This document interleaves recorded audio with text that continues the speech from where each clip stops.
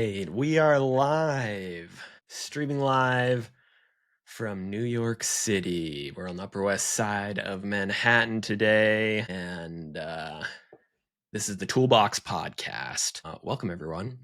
Welcome back. Welcome back to anybody who is tuning in and has been here before. Welcome, welcome. We've got a special episode today, our first guest on the Toolbox podcast, and so we're going to just jump right into things. People can kind of trickle in, and if you miss anything, make sure to watch the replays on YouTube as well as Spotify. And like I said, today we've got a special guest. Excited to bring him out. We're going to have a conversation about the title of today's episode, Taking the Leap. That's what you saw in the thumbnail. And taking the leap, man, there's a lot of ways we could take that, but specifically going to chat with him about his recent leap from full-time into freelance. Just to intro him a little bit more, I'm going to pull up on the screen here, Taking the Leap. So we'll talk to Jason Gold, former creative director at Droga5, one of the best ad agencies in the country, as well as my former creative director at Amazon Brand Innovation Lab. If you want to check out his work, man, jgold.studio. He recently just updated things, and we'll probably dive more into that and chat about it. I've got so many questions about his recent leap into freelance, but man, he's made some really killer work that I'm excited to chat more about. His Lululemon stuff is really good. His Hennessy project, everything's just like a very good combination of cinematic and crafted design. And I've worked with him and I've just been so impressed by just how fast he is. Like the design process for him is just iterate, putting tons of things on the slides, like really, really quick at pulling inspiration from a lot of different places. So that's one thing I've always admired about Jason. His mind just moves so quickly and he's able to pump out so much stuff. So I think he's going to really kill it as a freelancer. So why don't we've got a few more people in the chat. If anyone has any questions, feel free to drop them into the chat. Questions about anything, specifically about the podcast, but as well, we've got our guest, Jason Gold, creative director. If you have any questions about creative direction, and his background in art direction, feel free to put those into the chat as well. What's up? Hey, Jason. Yo. Welcome What's going to the on, man? Toolbox podcast live. Thank you. I was just watching live your very lovely introduction. And it's probably it. a little bit lagged too. So then I brought you out and I didn't know whether it would just go full video or whether it would give me a chance to prep you for coming on screen. But yeah, really appreciate you coming on the podcast, chatting with us all live. We've actually got a few people in the chat. Dima, welcome. Kay, what's up? We got Kay here. Kay's in the chat. Yeah, super excited for this conversation. Super excited to just hang out. That's why I like live streams so much and making this podcast that format of having it live. We can hang out, chat. But like I said, I'm really excited to talk about your recent leap into freelance. Before diving into your story and stuff and chatting more, like how are you doing? How is life right now? All is good. I just wanted to say, I know Jason, first of all, this is going to get a little confusing with two Jasons. So if anything, maybe I'll be I'll be Jay or Jay Gold or something like that. And I'll refer to Jason as Jason.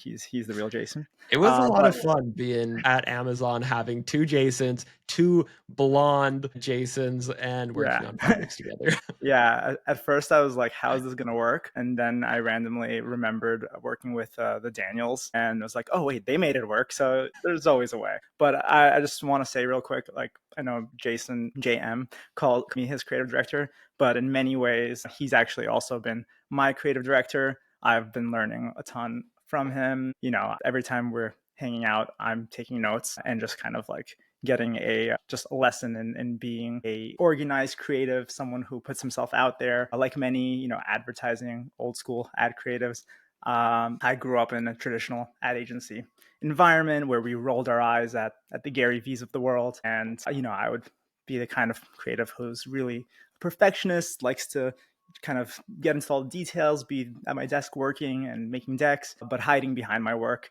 and not really being in front of the camera, putting myself out there. And so, just being around Jason here, working with him, has really inspired me to kind of get off my high horse and put myself out there and start just learning to be more comfortable in front of the camera, on social, just being visible. Because if you're a creative, you need to put yourself out there. You need to put your work out there.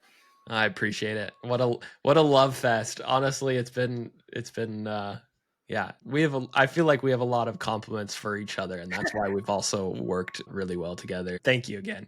Otherwise, you're doing good. Your 2025 is off to a good start. You stressing out about freelance at all? 2025 is off to a good start. Yeah, it's been interesting, just like not having any structure. I've still kind of been, and I'll tell you guys a little bit more about my story, but I've still kind of been in touch with Amazon until last week, dropping off my laptop and like figuring out all my paperwork and getting out the door. So it hasn't fully felt real until like these last few days, but it's been good. Freedom is interesting. I've been in back to back full time jobs for the last 10 years. So I've never really had like a moment where I'm not like under someone's watch or the control of a corporate overlord is on top of me. So there's definitely a weight off my shoulders. Yeah, no, that's kind of how it is for a lot of people, especially in the ad industry too, is like you'd go from place to place and there isn't usually much of a gap between things unless you're part of a layoff or something and you've just kind of gone from shop to shop. You started at Gray, right?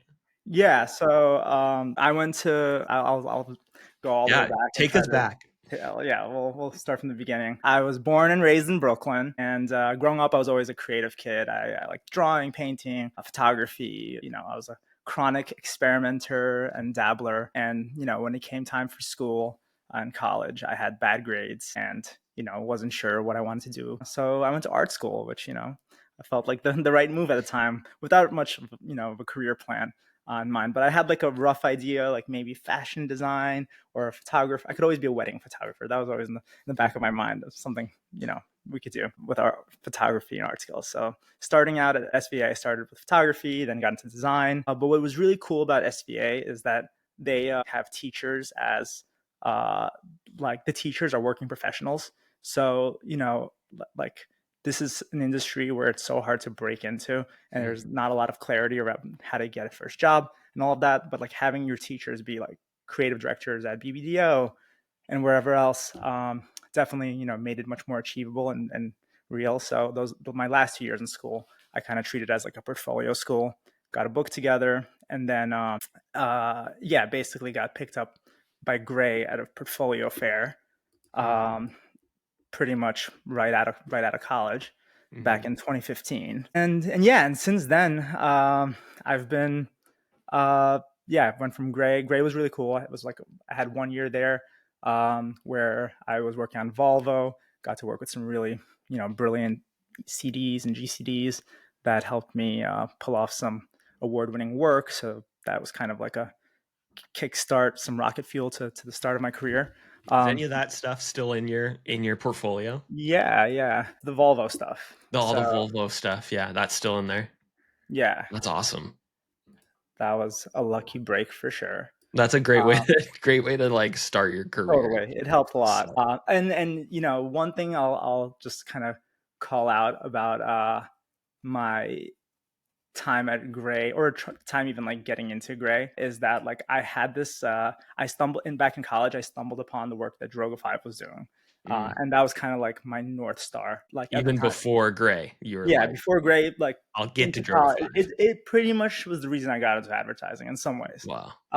So like at the time, that's when they were like at their hottest. They were really early. Like they were doing, the Puma After Hours Athlete Mm. campaign, the TAP project, the famous Air Force One stuff. If any, I don't know if people are watching right now, but any of younger folks should definitely go back into the Droga 5 archives and see some of those early campaigns because they really had a moment back in like 2012 to 2016 or so, where they were just putting out some really amazing work that kind of redefined advertising. But anyway, so that was, at that time, I was like, that's the kind of thing I want to do. I didn't know I could do that working in advertising. So that's where I went all in on, advertising, getting a portfolio together. But it wasn't realistic. I didn't think at the time that I was ever going to end up working at Droga. I tried sending a few LinkedIn messages. It wasn't happening, but still started my career strong. Gray, then got an opportunity to go to RGA, which was also a place that I heard a lot about and wanted to try out, and it was pretty cool too. Yeah, Um, RGA, how would you describe them? They're very, at the time, I remember them being very, like digital focused, but they're also just really known as just like good design. And like all the good designed, like digital Nike stuff was being done by RGA and stuff like yeah, that. so Nike was definitely the thing that made them famous, I think, or like that was their. They did like the Nike Fuel Band and Nike ID, and like so these digital experiences that kind of broke out of the advertising world a little bit. Hmm. So it was almost like product innovation and tech and design. A lot, it was almost like in reality, working there was almost like a consultancy. And like for young creative, that was hard to navigate because a lot of strategy people and smart senior design leaders just kind of schmoozing clients. But it was really interesting. It was really different from Gray, and that was kind of like the phase I was at. I could have stayed at Gray, but I wanted to just kind of dabble and see different environments. So it was fascinating to see a place that like worked on products and like how the Marriott check-in experience works, and like just things that go way beyond. It's like brand experience and way beyond advertising. Yeah. So that Yeah. was Gray. fascinating. Gray's a lot more traditional and probably more similar to like BBDO where I started.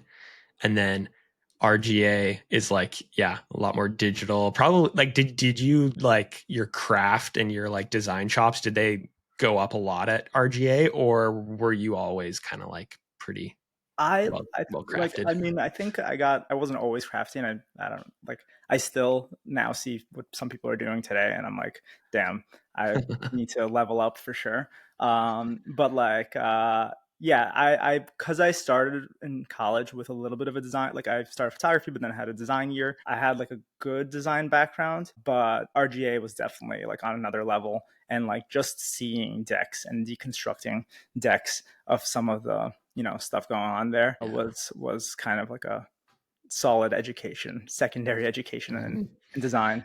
I How still different are they like the digital RGA type decks? Or how different are they from like the more campaigny hero video film decks that like you've shown me from like your Droga 5 decks?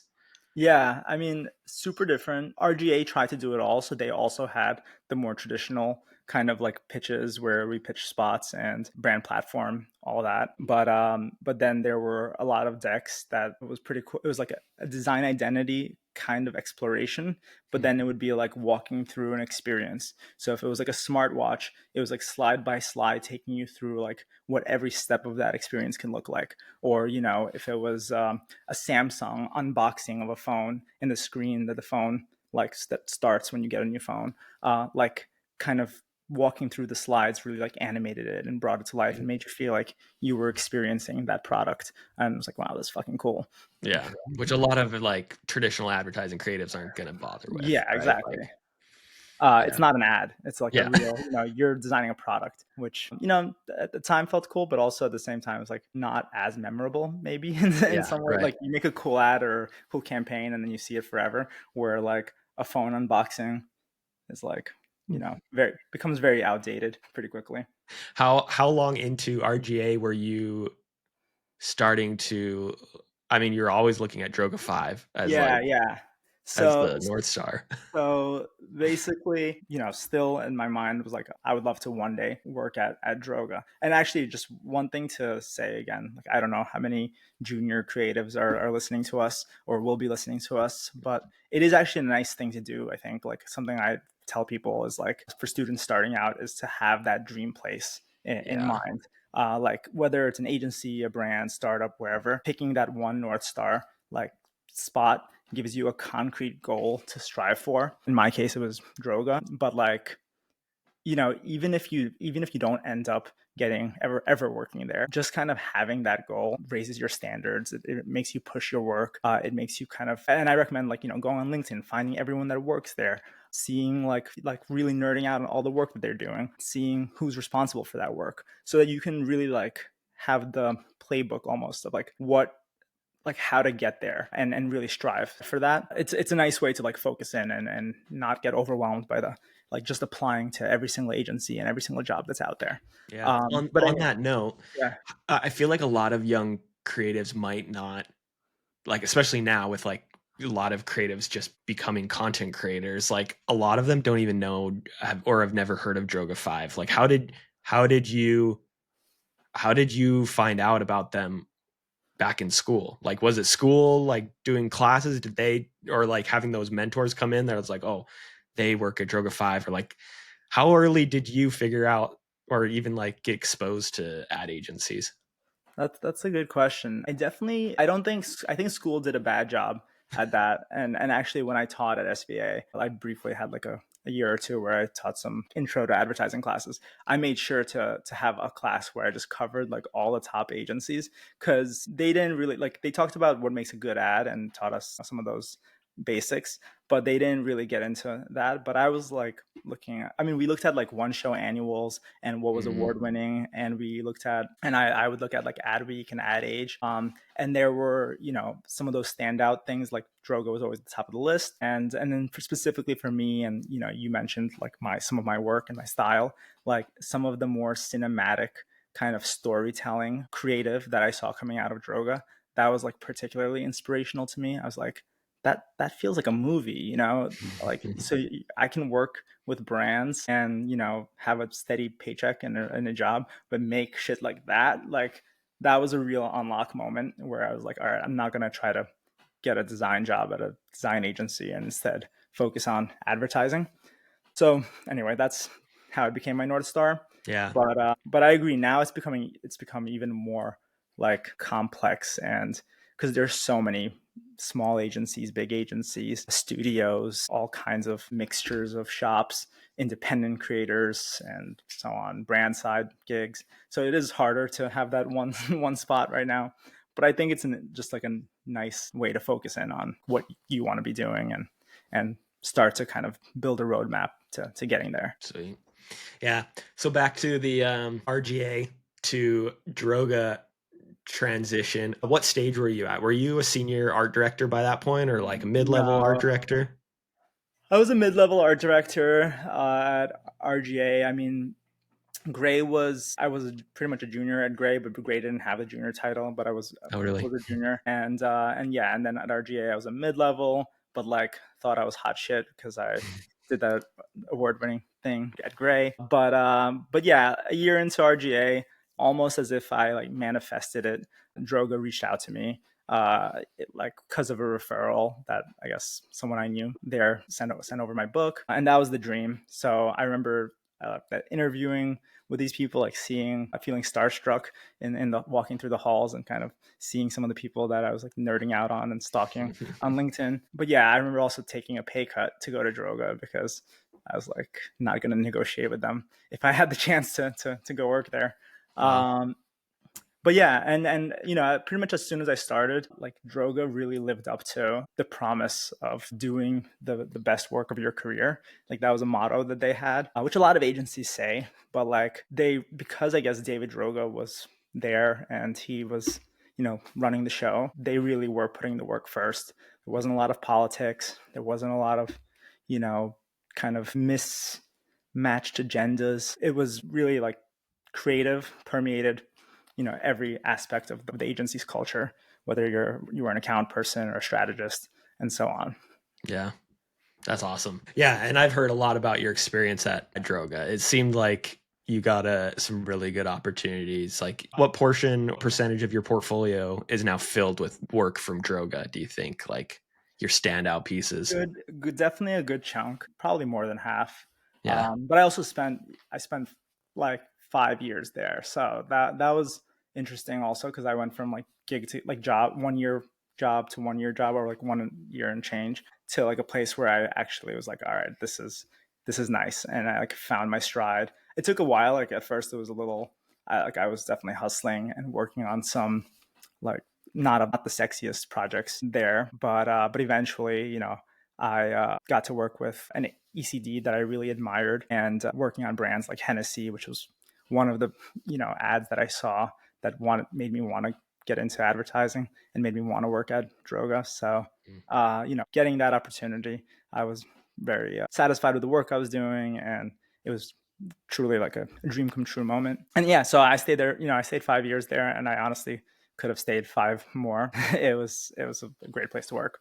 Any regrets now, like having gone to Amazon afterwards? Do you wish you'd stayed there? No, I mean, it's also like gone through its changes, like with Droga when it was acquired by Accenture, and a lot of the leadership moved over there, which I had a lot of respect for because that just showed like how David and the culture, like they were always looking forward and trying to position themselves in a way to be able to do stand up like the next level work or whatever the bigger and more impressive thing was. And as advertising evolved, they wanted to evolve with it.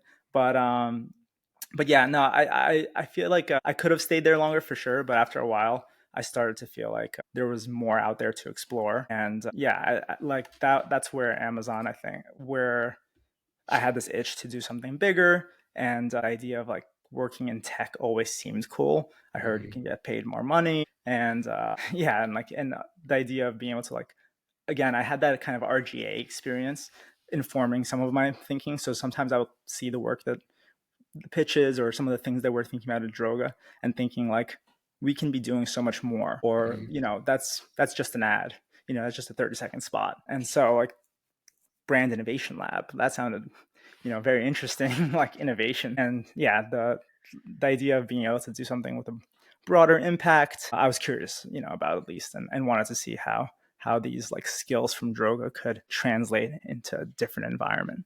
Yeah. Yeah. Before we jump to like your recent role at Amazon, curious, you mentioned money and pay cut to go to Droga. After being there for 5 years, though, do you like to senior to then creative director?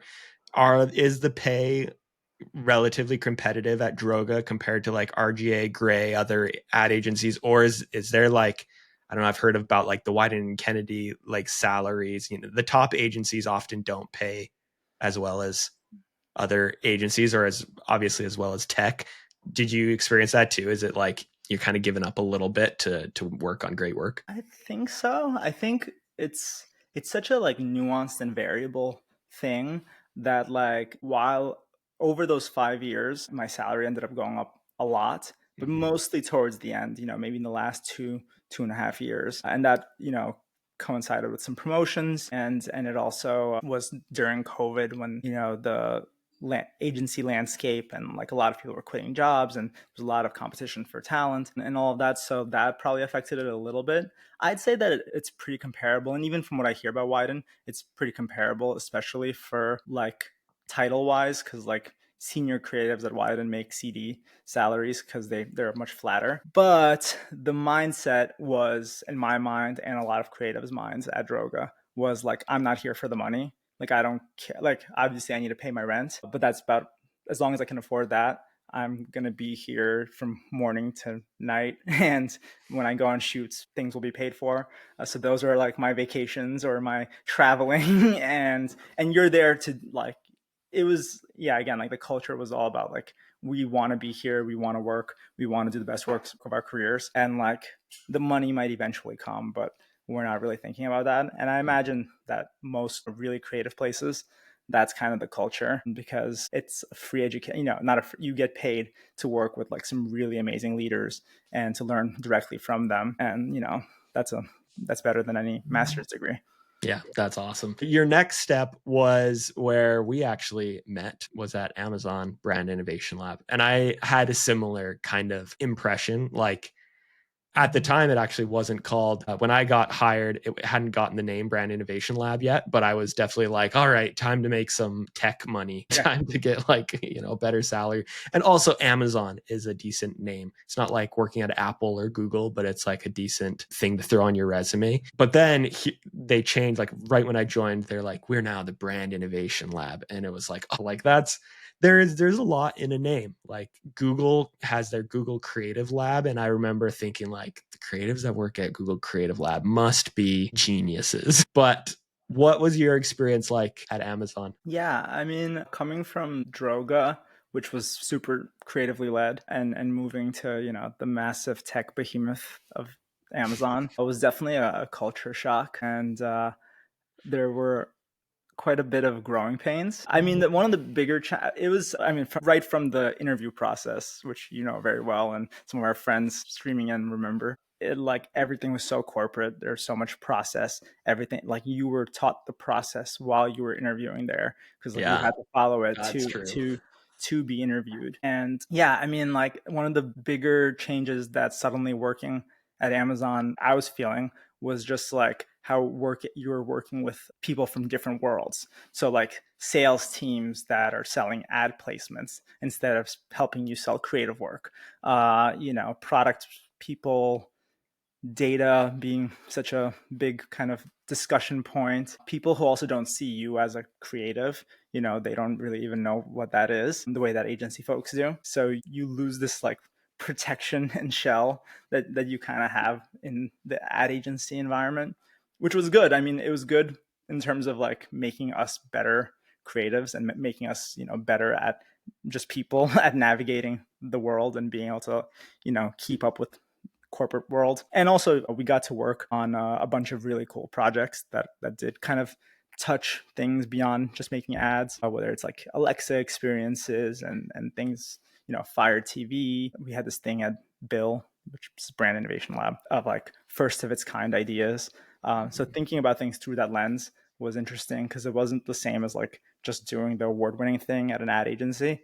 It was like, how do you tap into this piece of tech or this part of the Amazon canvas in a way that hasn't been done before? So, that could be like selling cars on Amazon.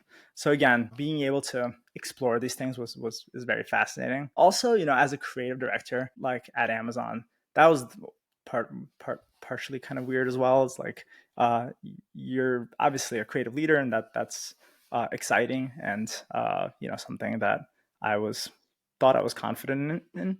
But a large chunk of the job was also things like performance reviews and helping with hiring and kind of dealing with process, weekly business reviews, spreadsheets, revenue goals, performance metrics, all these things that are, very much outside of my scope of understanding, at least coming from the agency world. Yeah, how different is that from, you were a creative director at Droga 5, right? You had gotten promoted up to creative director. How different was that there versus Amazon? Yeah, super different. Yeah, I don't. It's like basically being a creative director at Droga is you're still a creative, and you've just done a lot of good stuff at Droga. So like you're treated pretty much the same as a senior team. You've just been a senior team that's been leading pitches for a while, leading projects, has the trust of everyone around you. You're not even like necessarily a manager. You don't have people reporting to you or anything like that. I mean, even the ECDs I reported to, and the CCOs, that they didn't consider themselves managers, and they were kind of late at night hunched over decks, writing scripts and tweaking details. So definitely, different culture.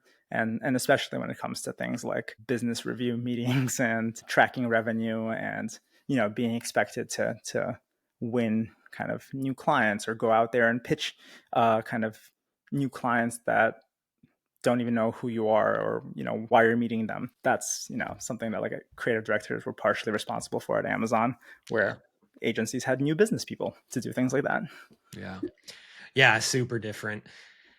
Definitely, like, I mean, I'm sure there's a lot that you gained from being at Amazon and having to be like forced to learn a lot of that kind of stuff. Are you excited now though to like be able to maybe step away from that culture, or now that you're taking the leap, not to drop the title of the video, did you gain a bunch of stuff that you're now like going to have to keep doing as a freelancer?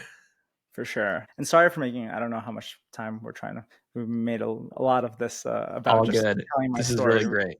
Not usual for me. But yeah, no, I mean, definitely diving into all that stuff made me a more well-rounded creative slash business person, which we'll talk about in a bit, and just gave me, perspectives on the kind of things that, we'll be needing to do, and we'll be needing to consider maybe our own version of it, not the Amazonian version of it, Yeah. but like you need processes, you need to have, yearly goals and things like that when you're starting your own thing and going out on your own. And so, Which I'd most say, aid which most ad agencies like shelter the creatives from, right? yeah, exactly. At the ad agencies, we are coming up with ideas, putting them in decks, making them shine, then helping present them, going out and making things. And that's what, you're kept doing, you're focused on. It's with good reason, because it gives you the time to make that work great and to, have the time to come up with the best thing and really craft the shit out of it. But it doesn't necessarily prepare you or give you the confidence to have all the, skills needed to then go out and do your own thing. Some Yeah. people do it and they're doing great, but having a little bit of that business savvy and just exposure to different worlds, I think does prepare creatives to Yeah. be able to take a leap. So Dima asked the whole time, this whole time that you were at ad agencies and stuff, were you, and he asked the whole time, were you freelancing? Were you looking for a permanent job, or did it happen suddenly? You haven't gone freelance yet. This, I'm curious, like the whole time you've been full-time creative, have you ever wanted to go freelance, or has that been a more recent thing? Yeah, no, that's a great question. Even before joining Amazon, I'd always like have this. I mean, I think most of us creatives are like inspired by the idea of being independent, whether it's having your own studio or owning your own agency one day, or just being an artist, at the most extreme level of it. And yeah, I'd always have this like fantasy or idea of becoming an independent creative, kind of like jumping around from project to project, working on things that I want to work on, whether that meant starting my own agency or freelance or some middle ground between that. And then also during COVID, I already mentioned, like it was like a hyper competitive time in the creative world because there was just a lot of, money to go around, I guess. I saw a lot of creatives become freelancers. I guess they were maybe first furloughed or laid off, and then they started to, thrive. Some people taking on 2, 3 jobs at once. And especially with the remote work kind of culture forming, that definitely gave way to that. And so I was always intrigued by it and thought that this was like a one day thing, but I never felt ready. Like I never felt like I had the confidence or the tool set to do that. And I also think like, and we can talk about this a little bit later too, but you do need a little bit of a cushion financially Mm-hmm. to feel comfortable to do that. Like you need to be able to survive for a couple months if you don't have a steady paycheck coming in. We talked about droga and creative environments not paying the best. So I didn't feel like I was, like in a spot where I could, if work wasn't coming in for 2 or 3 months, it would be a problem. Yeah. Yeah. I think like, I mean, a lot of creatives, especially like for the first few years, you do have the mindset of like, I need to be putting in hours, putting in like kind of like almost like doing your sort of MBA or your sort of like doctor's program of like, I'm just going to suffer for a little bit and make a bunch of work and try to fill up my portfolio. And then hopefully I'll reap the benefits later as a well-paid creative director or as a freelancer or something like that. So yeah, no, I think that's a pretty common feeling. Any other thoughts on Amazon before I do want to jump into more about like your leap into freelance and to hear more about some of the things that you've been learning as you've talked to a bunch of people. But any last I thoughts mean, on one thing Amazon? I'll call out, on the topic of like the next title and making more money and all that is like, this idea of like climbing the career ladder. Mm, For a while, and this applied to me going to Amazon and also getting promoted at Droga. I was really, set on the idea of like the next title, the bigger paycheck, the next step in the corporate ladder. Like it feels good to like climb and get promoted and all of that. But one thing, I started to reflect on after a while was, the higher you kind of climb in your career, and the more, that also means more responsibilities. That means time in meetings you might not want to be in. That means, like what I was saying before, performance reviews, dealing with bureaucracy, all these things where suddenly a lot of your work becomes something that you didn't necessarily sign up for or want it to be. And the higher you climb, it becomes scarier to take that step back. If you decided to do something else, or if you wanted to explore doing something else, it's kind of, you get stuck in a prison of your own success in some ways. So I do think it's something people don't often think about when they're like grinding, wanting to reach the next thing and wanting to get promoted and all of that. Like, sometimes it is good to zoom out and really think about like if you're still enjoying what you're doing. And if you're not, the next salary bump and the next title is not going to fix that. So like you almost have to take a step off the ladder and press pause on your career to kind of go back to what inspires you.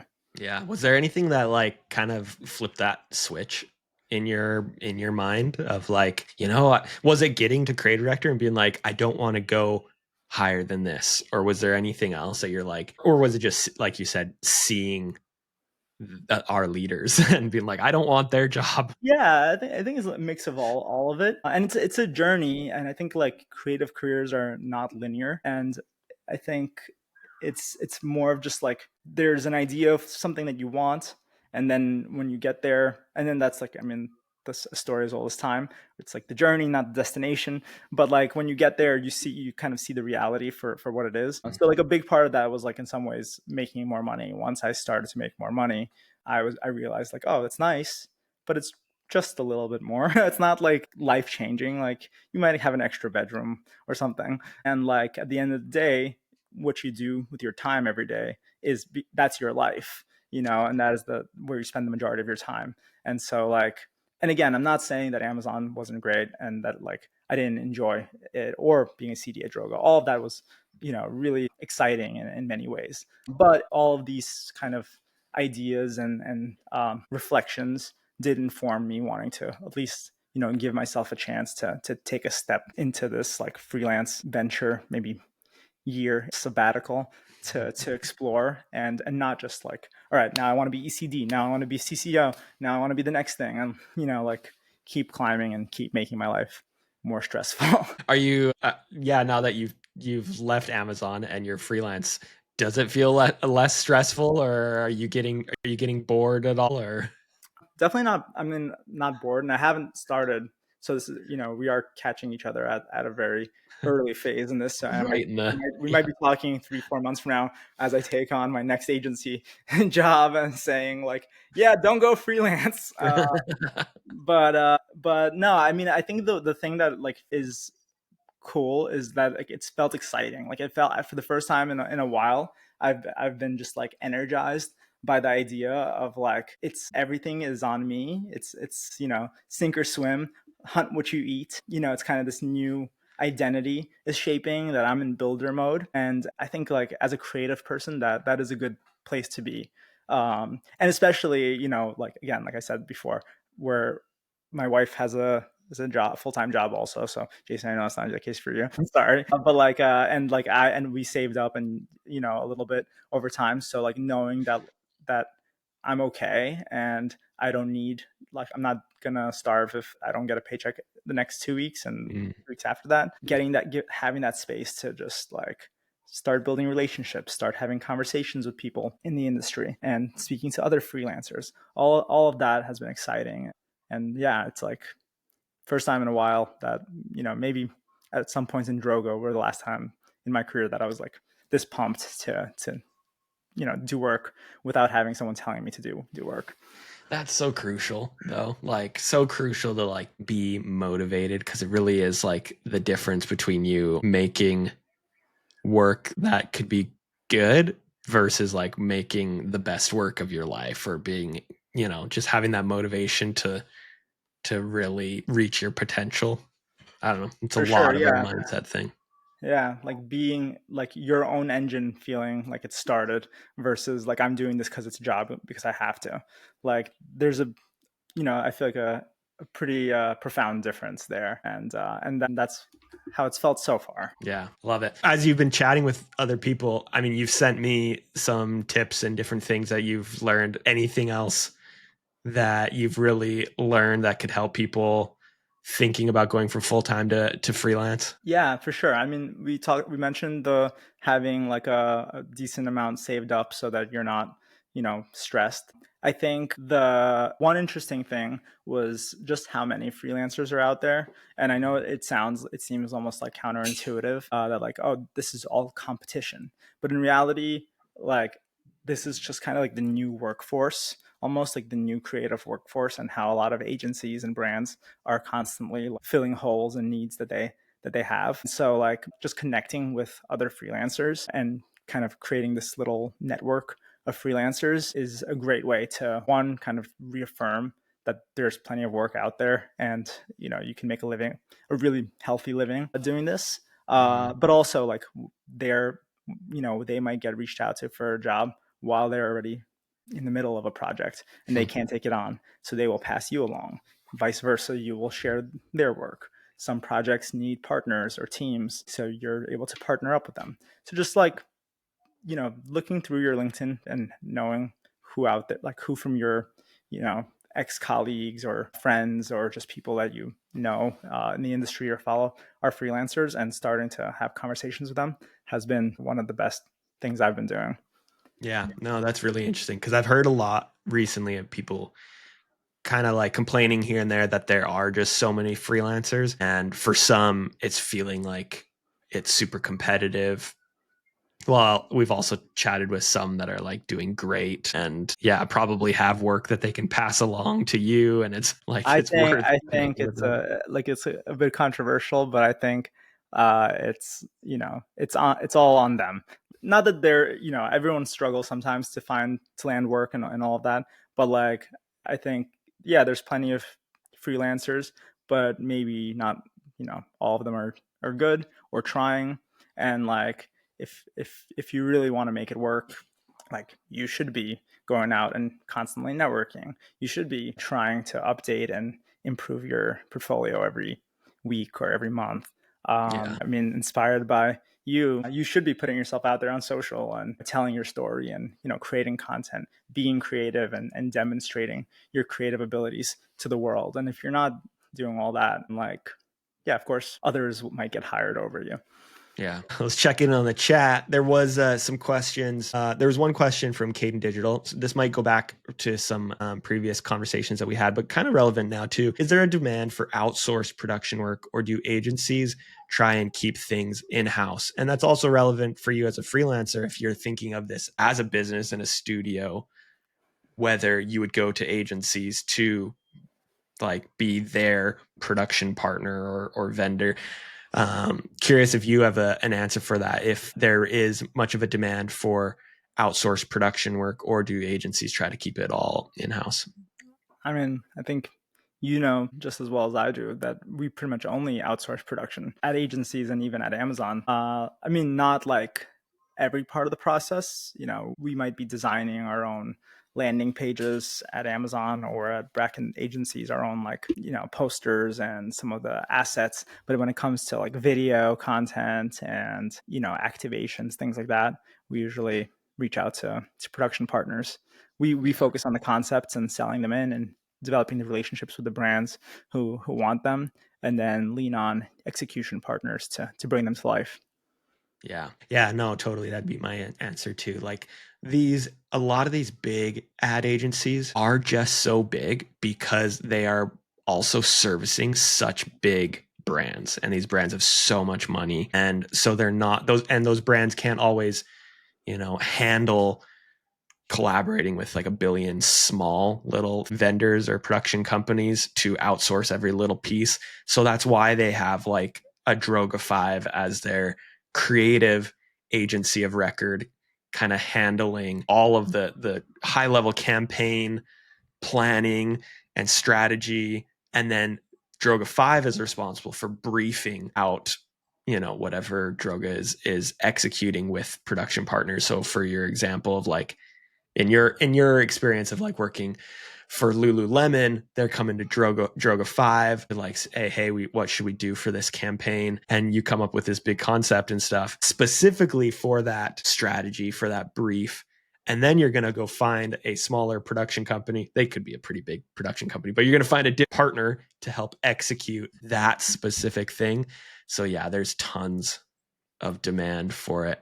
Do you think what do you think the trend is now though? Is it our agencies starting to do more in-house or less? Like I think start I don't know that what was I always that was always the intention. Like, and I've seen it like at every place I've worked where they do have like an in-house production studio with like editors and like cameras and some bits. I think most of the creatives are probably too busy to direct it and to go into the details. So you would need your own like directors and all of that. Usually it's like for smaller things, usually Mhm. for like a social shoot, or like agencies own in-house assets for creating their like award sizzles and like submissions, or their end of year recaps and things like that. They'll have like in-house production capabilities. But for anything substantial, for a brand, especially with like decent sized budgets, um, you'll work with a photography rep and photographers and their studios for Yeah. anything photography related, and same with video and Yeah. activations. I'm really curious whether the trend is like going to reverse and go the other way where like it'll be way less in-house execution, and because of all like agencies like consolidating, that they're going to handle more of just, the overview of things and the creative campaign, and selling that in, and then be doing even more like small productions, little creator teams and stuff like that. I don't know. Yeah, I mean, There in that could be. in that sense, it's almost like all of marketing and advertising is just being consolidated, and the brands are typically like good Yeah. brands are doing that on their own. They'll have their own creators and production partners or in-house capabilities, Yeah. and it seems to work well. I think like the places where that starts to fall apart is like when you're talking about brands that creatives, or the best creatives don't really want to work at.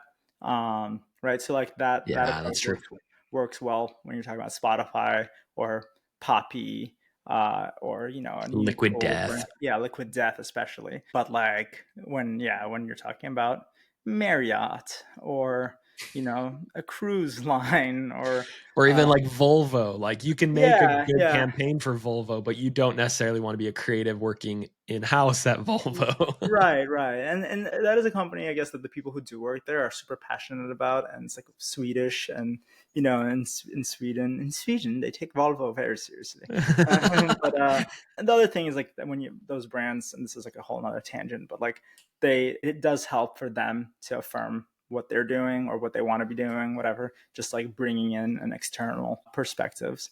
But like everything's being consolidated, everything is constantly shifting, and I feel like since we've started in this industry, it's been constantly shifting and constantly evolving, so Yeah. there is no you know state of consistency.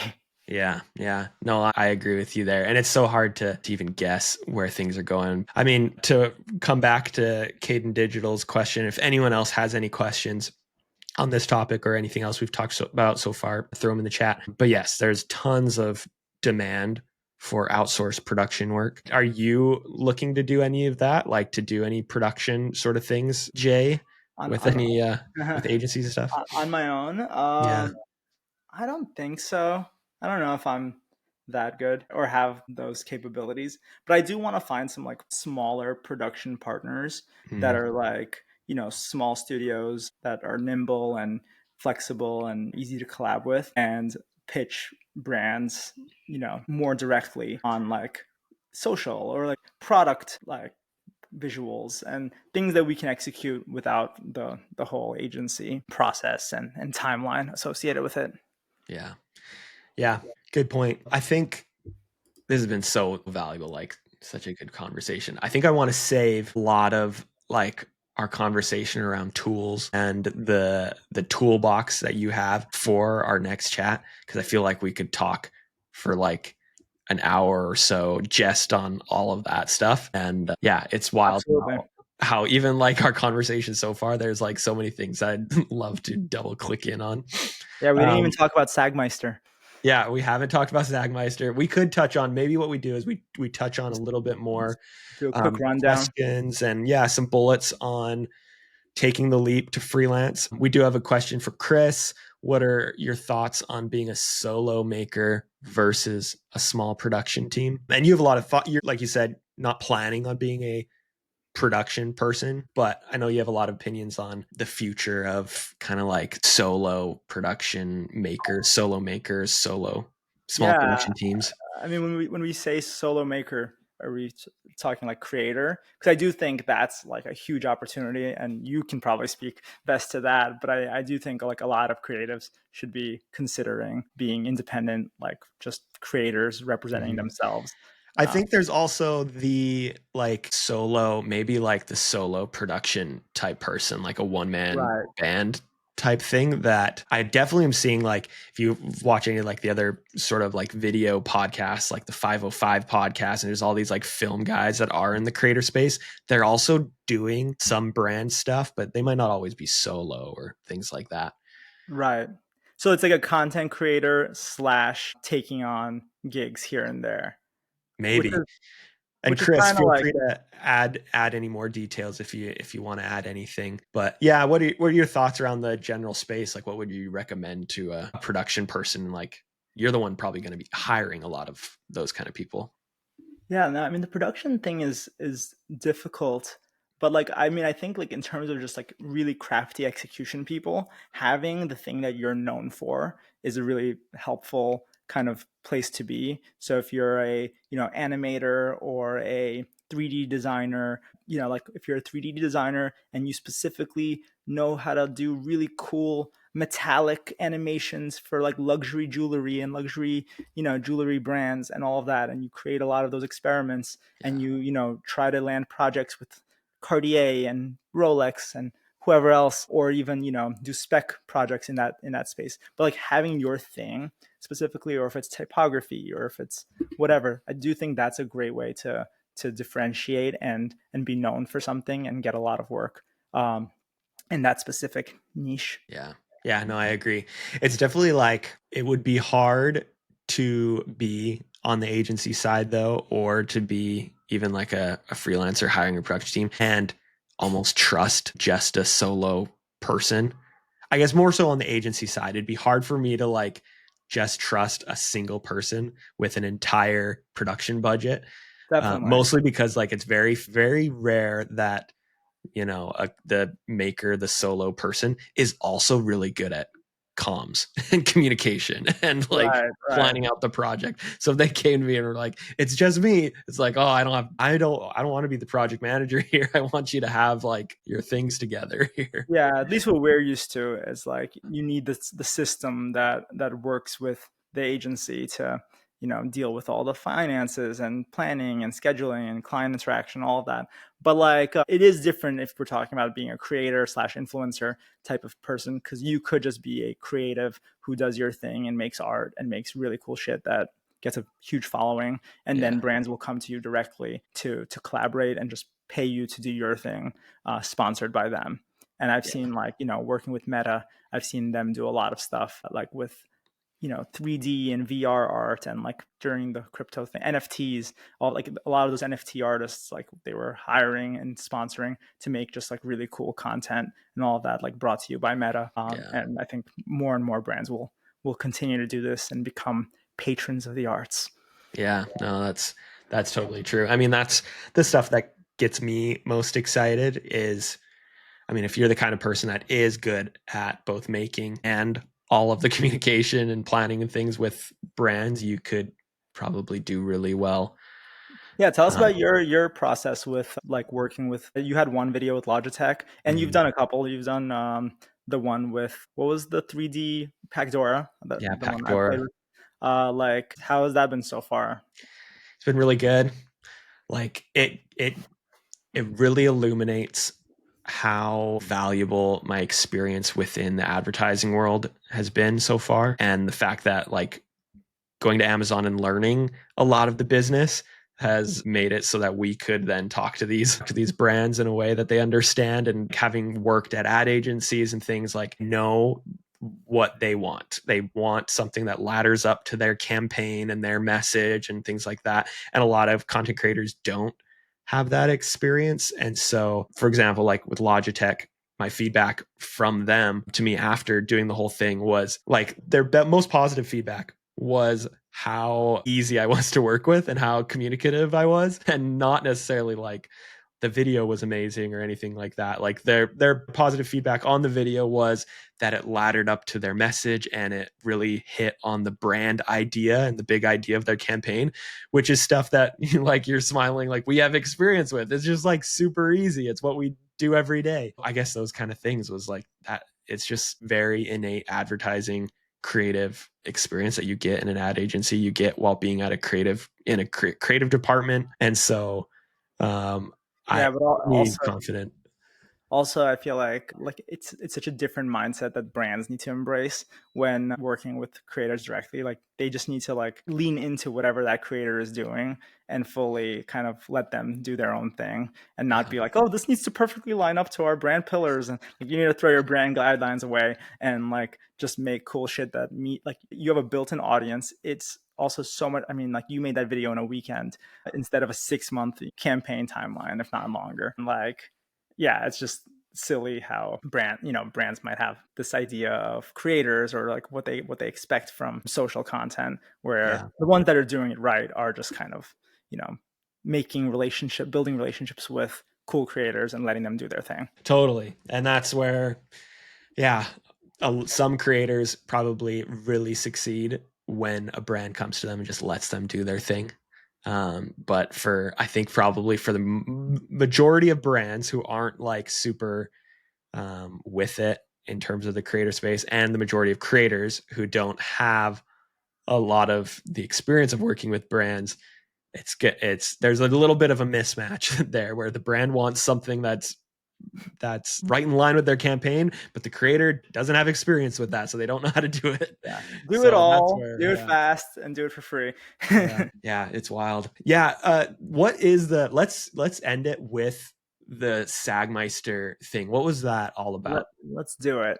I mean, so when Jason Murray and I have been, plotting our creative empires, individual ones, potential ones together and collabing and all of that, but also, talking about kind of the risk we're taking or the fear of, giving up full-time careers and working at having a steady paycheck and all of that. Like this, I remembered this one thing from like a long time ago that just gave me a little bit of like, I don't know, hope and a positive spin on the idea of like leaving a job. So Stefan Sagmeister, I don't know if everyone knows who that is. He was like a design world rock star about a decade ago. He ran Sagmeister and Walsh. That has now become just and Walsh. Because he's But it was gone, he's left and yeah, gone and done his he's own doing thing. something else.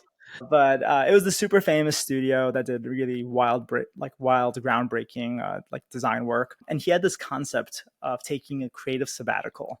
So every 7 years, he literally shut down his entire studio for a full year. Basically kick out his clients that he had active client work for, not take on any new projects, and just travel and experiment and try new art directions, explore things that he's always wanted to explore, and just like step away from his day-to-day grind. And and he has a TED talk on it from like 15 years ago, which Jason might share in the Yeah, notes or you can something definitely somewhere. check that out. But like when he would come back, he would always come back with these new fresh ideas and perspectives. He would have like pivots for his studio, art shows that he would put on, new global perspectives because he would be traveling. It was like a total reset for his creativity, his business, his personal growth, and it was just like a really cool reminder that sometimes you have to just step out of the hamster wheel of this like nonstop growth. Like he could have easily, his studio was so popular, he could have easily just been like more clients, more revenue, hire more people, more offices around the world, like constant expansion. But instead, getting off of that kind of nonstop growth mindset, and giving yourself some time to play, to explore, to be inspired by things outside of your, day job and your day-to-day routine. It's just like a idea that I found liberating. It gave me, a little bit of confidence to take a year after a decade, full-time jobs of like pursuing relentless growth, to just kind of refill the creative tank. How would you apply that to yourself? Like, would you actually take a full year sabbatical, or like you're kind of you've taken a moment and then you're jumping to freelance? Are you considering like the full jump in Yeah, freelance to be that sabbatical for you? I consider jumping to freelance to be that, because it's not, I'm not jumping to freelance like to go, work on pharma, or take on jobs that, like, whatever, that are just to pay the bills. It's like a for me it's like a chance to see the industry now from a new perspective, with Amazon on our, belt, but also like, yeah, be able to see different environments. Like, this one job I'm potentially starting next week is with like a 2 or 3 person small creative studio called American Haiku, and it's like an old boss from Droga went out and started this new age kind of agency that, works directly with brands, has a production partner, and they go out and make beautiful like films. And that's just, one example. But like, yeah, just getting a chance to experiment, try different things, maybe do a little bit more content, have my own little like side projects. Obviously, like, need to pay the bills, but like, just have, some space from like work, and showing up every day and 9 to 5, and you know the way the things that we're used that are keeping us kind of in our little shells. Yeah. Yeah. In a way, it's like the mentality of, climb the ladder, grind, hustle in your job, learn the ropes and learn things, or do whatever you need to grow. But then make sure every 7 years you do take a beat to step off, get off the ladder before you get too high, reset, think about, almost be selfish with the work that you're taking on. And Yeah, totally. And also, everyone's path is unique, and I'm not saying like you need to quit your job or not. Like, full-time jobs have a ton of benefits, and there are some that are, really really great. It's mostly like, taking time for yourself and being considerate and conscious of that. That could be a weekend, that could be a week that you take off. I used to do this actually all the time, is just take like a week of PTO, but not to just go on vacation or something, but to like tinker on things, and to like hang out on my computer, and like explore things that I wouldn't be exposed to at work every day.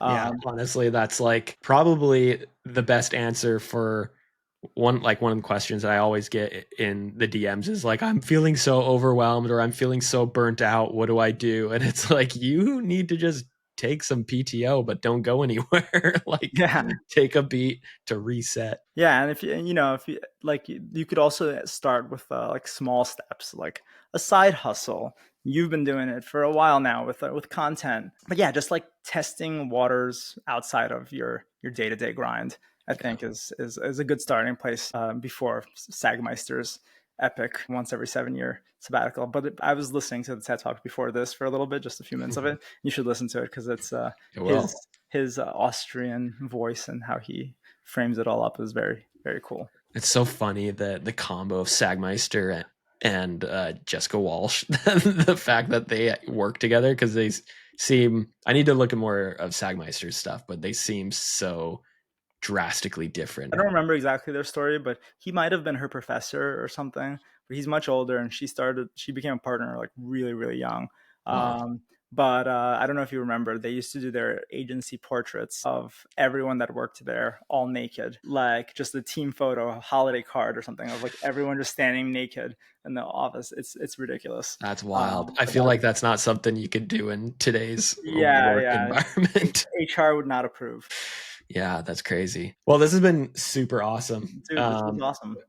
You're our first guest on the podcast we've ever had, and I'm like excited to have more conversations like this, and excited to have you back for For another sure. conversation, because we've got like a full doc of bullets and things that we could dive more into, and more into your I have tools some and lazy things. art director tools for everyone for next time. Yeah, so much more to get into. If there are any last minute chats in questions in the chat, feel free to drop them in as we slowly uh, kind of end things here. Next week on the podcast, I'm actually going to be on vacation, so I don't think I'm going to do a podcast next week. But I don't know. There's always a chance I might do something at that time, but I don't think so. I don't think there's going to be a podcast next week. What's next on your radar, Jason? You said you've got a project. Does it look like it's pretty lined up for a week or Yeah, two from now? it's probably kicking off next week, but there's also like other conversations with other agencies that I need to work out.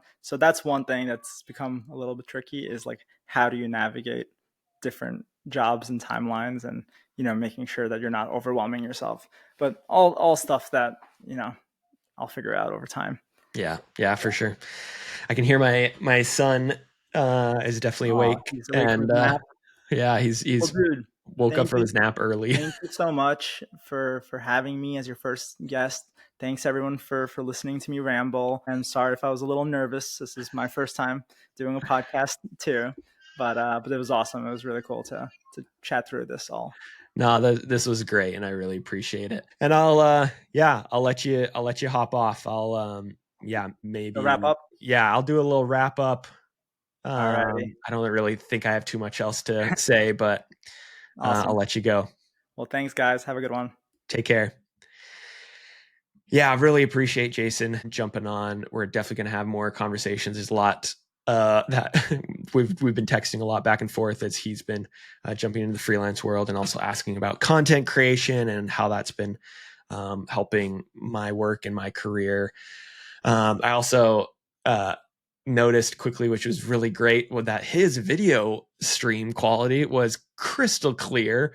And I keep getting told from my live stream partner that that I just need to get better internet, but his was looking great, and my video feed looks great when I just use YouTube, but not in here. So maybe there's something I can fix and try to get my video quality. But if you want to watch the replay, this will be up either later today or later this weekend on YouTube as well as Spotify.